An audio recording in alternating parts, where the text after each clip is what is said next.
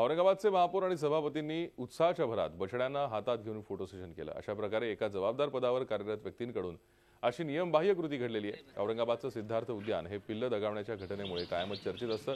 याच उद्यानातल्या पिवळ्या वाघिणीने 4 बछड्यांना जन्म दिला आणि याच बछड्यांचा नामकरण सोहळा आयोजित करण्यात आला होता। गुरुवारी हा सोहळा पार पडला। यावेळी महापौर भगवान घडामोडे, सभापती मोहन मेघवाले उपस्थित होते।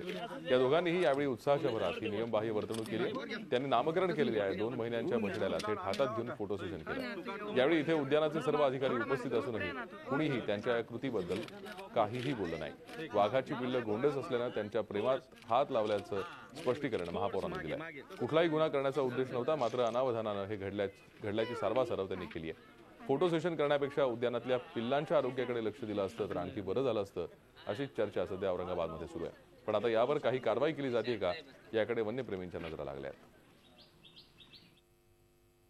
बिबटे तिथे बच्चे ते बागडत असताना आम्ही त्यांच्या पिंजऱ्याजवळ गेलो आणि ते एवढे गोंडस होते की ते उड्या मारता मारता एक आमचे सभापतीसुद्धा भावनिक झाले आणि भावनिक होऊन ते कसाही म्हणत त्याला हात लावला गेला।